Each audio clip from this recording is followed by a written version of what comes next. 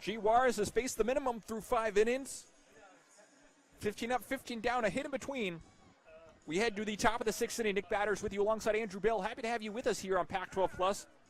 Gorgeous Sunday afternoon in Tempe, Arizona. Stepping to the box, Erica Roselle, the designated player. Juarez delivers the first pitch off the plate for ball 1. Roselle, her last time up, grounded out to Marissa Stankiewicz to lead off the 3rd inning. She steps in here for her second at-bat on the season, hitting .224. She'll take another pitch off the plate for ball 2. Roselle out of Lakeville, Minnesota, went to Lakeville North High School, was a basketball player as well during her time at Lakeville North. Set a school record for three-pointers, had 53 during her time there, so she got the job done on the basketball court as well as on the softball field. Popped up, foul territory. It'll just land on the other side of the backstop, a couple rows back for a foul ball. So the count now goes to 2-1. Roselle, the batter, she hits in the 7th spot, the designated player. Due up the rest of the inning, Carly Brandt and Ellie Jensen, the 8 and 9 hitters for the Minnesota Golden Gophers. 2-1 pitch from G. Juarez on the way, swung on a miss. That's strike 2. Juarez looking for her 5th strikeout of the game on the season. She has 97 of them, so approaching 100 strikeouts on the season as well in this game. 2-2 pitch on the way from Juarez, swung on a miss. Strikeout 98 on the season, number 5 on the day. Yeah, it's the first out of the top of the 6th. Yeah, and Juarez doing exactly what you'd want in with a 3-0 lead here in the 6th inning, going right after hitters and not giving them anything free or anything to work with. And she goes right after the first hitter she faces, Roselle, and gets a strikeout. And I imagine you'll see more of the same as this game wears on. Brandt shows bunt, pulls back, swings and misses. Strike 1.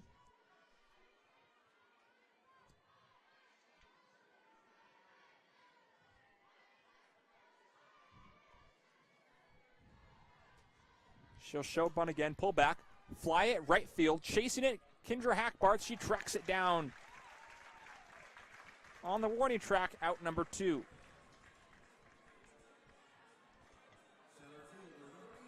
Good play there by Kendra Hackbarth. Head range back and to her left.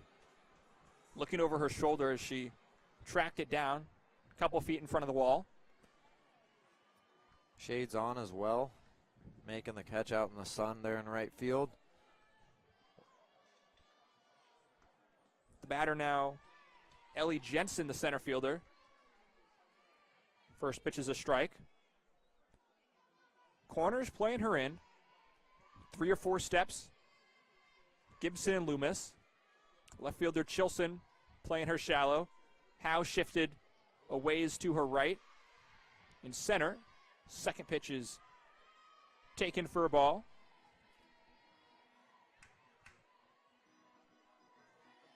And Juarez on the season, a 1.12 ERA. A whip of .67. And her opponent batting average with 2 outs, 141. The 1-1 pitch. Close, but Jerry McGuire behind home plate says it'll be ball 2. Jensen, her last time up, flied out to end the 3rd inning. She'll take another pitch here, 3-1. For Juarez, it's the second 3-ball count of the game. Maddie Hackbarth will come out to the pitcher's circle and talk with her briefly. That other 3-ball count happened to Sydney Dwyer in the 4th inning. She had a full count when she singled to center field and then was thrown out trying to stretch it into a double. And Ellie Jensen has a 3-1 count here. She'll foul it back and send the count full, 3-2. Good swing there by Jensen, and a 3-1 count has the advantage. And Juarez with a 3-run lead, gonna challenge her, and she did. And Jensen did a good job just to put a good swing on that one, but nevertheless, now on a 3-2 count, we'll see what she can do. Full count pitch up coming from Juarez. Flied left center field, giving chase Howe, but it's caught by Nicole Chilson in left field, and the side is retired. 3 up, 3 down for Juarez. It's become a common theme this season. We head to the bottom of the 6th. Sun Devils lead 3-0. You're listening and watching on Pac-12 Plus. Back with you at Farrington Stadium. Nick Batters alongside Andrew Bell. So glad you're with us here Sunday afternoon in Tempe. The Arizona State Sun Devils, they lead 3-0. Still on the mound for Minnesota. Amber Pfizer, 1 strikeout away from tying her single game career high of 10. She has 9 right now. First batter she'll face is Daniel Gibson. Gibson will take a pitch off the plate for a ball.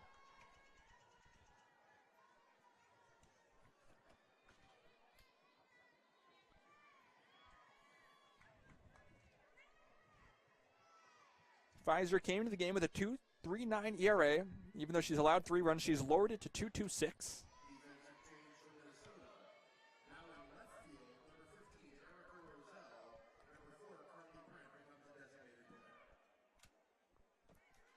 So a defensive change for the Golden Gophers. Now in left field, Erica Roselle. Carly Brandt becomes the designated player now. 1-1 pitch is taken for a ball.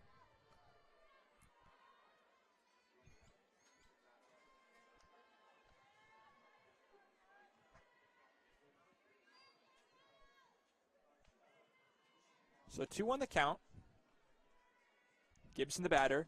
She flies it left field, giving chase. Carly Brandt, and it's gone.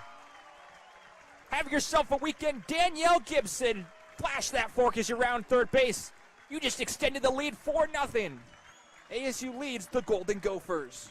A Danielle Gibson home run, Nick? I feel like we said that a couple times this weekend. That time she gets another pitch up and out over the plate, just drives it the other way, and she's been absolutely incredible at the dish, driving the ball to all different parts of the field, just blasting balls all over Farrington Stadium, and she has been something to watch this weekend. She's been fun to watch. 2 home runs on Friday, another today. Like I said, ASU, they lead 4-0. Here in the bottom of the 6th, Maddie Hackbarth will step to the plate. She hit a home run in the first game of today's doubleheader. She went back-to-back with Skylar McCarty on back-to-back pitches. She'll pop one up. Behind second base, chasing Allie Arneson. She gloves it out, number 1. Really nice play there by Arneson with a number of Gophers around her, just maintaining focus and looking that one all the way into the glove. That ball also didn't have too much hang time as well, so had to get there quickly and just ranged out there in shallow center field and made a nice play. Skylar McCarty steps to the box now. Like I said, she went back-to-back with Maddie Hackbarth in the first game. Today she's been 2 of Amber Pfizer's 9 strikeout victims. So 1-0 the count. Junior McCarty at the plate, sophomore Pfizer on the mound.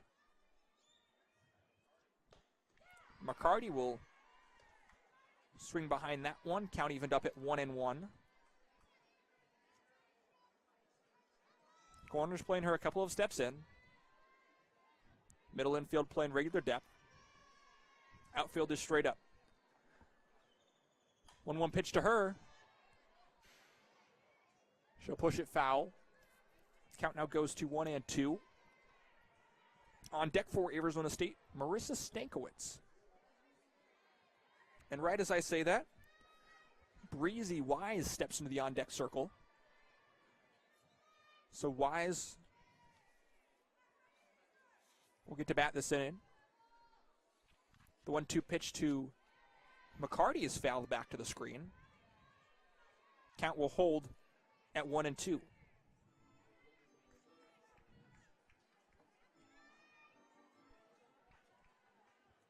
Pfizer on the day, 5 1/3 pitch. She's allowed 6 hits, 4 runs. Only one of them earned, though, which is why her ERA has lowered. McCarty, ground ball up the middle, base hit. Past the outstretched glove of Allie Arneson, who laid out as much as she could. And Breezy Wise will get an at-bat now. Great piece of hitting there by Skylar McCarty, going right back up the middle, right where that one's came from, and using the middle part of the field. That's what the good hitters do. And as this game continues, Amber Pfizer, who very sharp at the beginning of this game, with so many games this weekend, Golden Gophers playing their 4th game now in 3 days, and she's been the workhorse for this team. Makes me wonder, especially late on this Sunday afternoon, if any fatigue might be setting in. A couple of these last pitches, obviously Gibson getting a hold of one, McCarty taking a pitch up in the zone on the outer half and driving it back up the middle. It just makes me wonder how much fatigue possibly plays into this Sunday afternoon game, this late Sunday game, and playing so many games over the course of this weekend. Definitely a lot of action for Minnesota this weekend. 5 games in 3 days. First pitch to Brianna Breezy Wise is taken outside for a ball. Pardon me, I said 4. There is 5. We're playing 2 here today, Nick. Let's play 2. If I can get my calculations correct. Math is hard. That's why we're journalists. That is true. So the count 1-0 to Breezy Wise. Skylar McCarty stands out on first. Only one gone here. Bella Loomis, the hitter on deck. That pitch is a strike. Count evened up at 1-1. Wise earlier this week got an opportunity, came up with her first RBI and first hit, had a triple down the first base line against Georgetown and getting rewarded. She's a player who was in the cycle last year as an outfielder. 1-1 pitch popped up. That's foul. Lindemann looks for it, but it just lands on the other side of the backstop. Out of play. So the count now 1-2. Getting back to my point, getting to the versatility, once again talking about this ASU team, but Wise last year was an outfielder who saw good playing time for a good portion of the season. This year hasn't got as many opportunities, but nevertheless she's a very capable hitter at the plate. This time she'll go down on a strike, swings and misses. Amber Pfizer ties her single game career high in strikeouts. It's number 10 on the game. She'll look to set a new single game career high right here.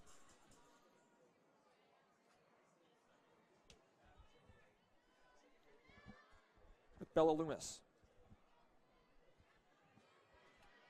So Loomis the batter. 4-0 our score here in Tempe. 2 outs in the bottom of the 6th inning. First pitch off the plate for a ball. Loomis today. Strikeout and a walk. After walking, she came around to score. That 5th inning that featured 3 hits, 2 runs. She scored the first of the 2 runs. She'll swing on top of pitch 2 for strike 1. Count even up at 1-1.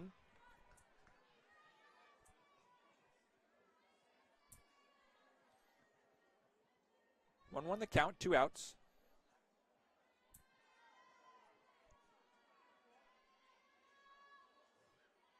Pfizer goes into her delivery. She'll deliver a ball in the dirt. It's ball 2. Good hitters count here for Loomis. Also have speed at first base with Skylar McCarty. Not a bad time if you're Trisha Ford. Maybe in a 4-0 game looking to add one more. Let McCarty cut loose, possibly swipe a bag. 2-1 pitch. Popped up.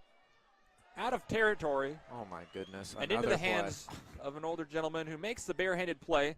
By my calculations, that's 6 Gold Glove worthy plays in the stands.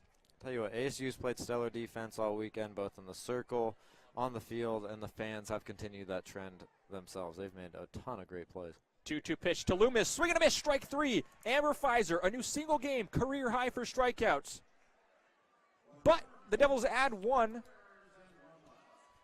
The score now 4-0. We head to the top of the 7th. 3 more outs before this one's over. You're listening and watching Sentinel Softball on Pac-12 Plus.